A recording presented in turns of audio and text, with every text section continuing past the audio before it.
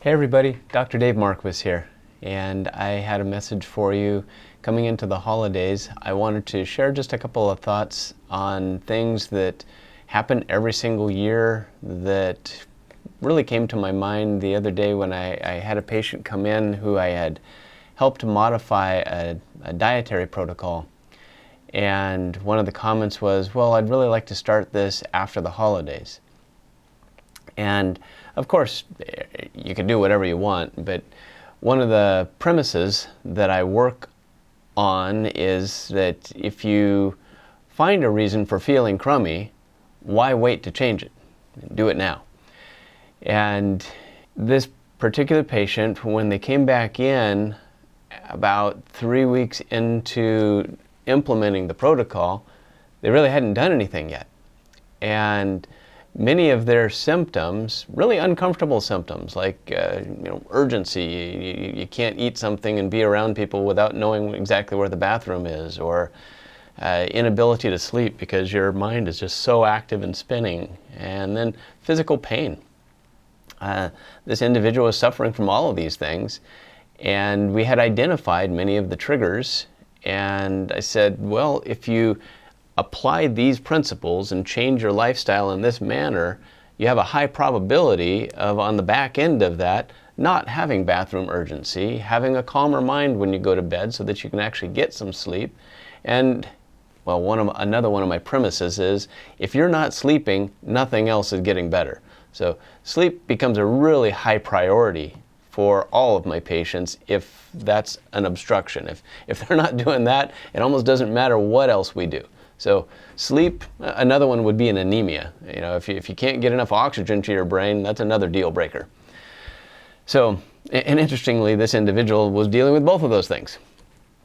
So when this person came back in struggling, I asked, well, what are you doing? What have you actually implemented? Well, nothing. We just went through Thanksgiving, and it was kind of like sticking your toe in the bathtub of commitment. And I said, well, I applaud you for doing what you did. And, kudos for that, double thumbs up. But it's unrealistic to expect the results of good health until you apply all of these principles. So let's take that concept and kind of extrapolate that out. We're going into a time period that is referred to by many the cold and flu season. Do we really have a season for that? No. We have a sugar and alcohol season. Starting at Halloween and going through New Year's, our consumption of carbohydrates, really bad carbohydrates, goes through the roof. Along with that, in North America, we tend to lose access to sunlight. We're packed into rooms with people where we've been outside for a couple of months, and our immune system just gets kicked in the teeth.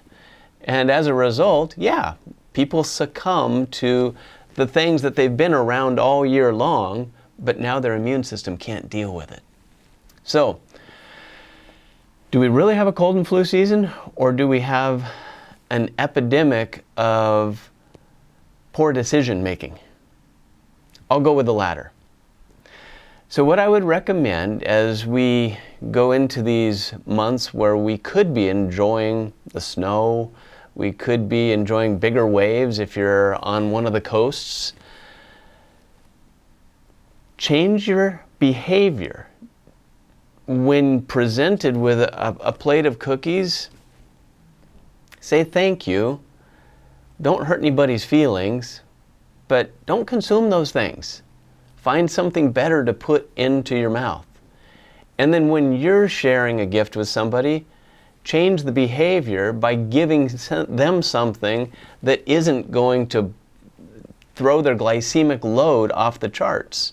There's a lot of things that you can give people that aren't necessarily food, but there are a lot of great things that you could give that are food. There's a lot of things on the low glycemic map that would actually be nutritious for individuals. In the fat realm, in the vegetable realm, in the protein realm. We don't always have to default for the carbohydrate-rich treats.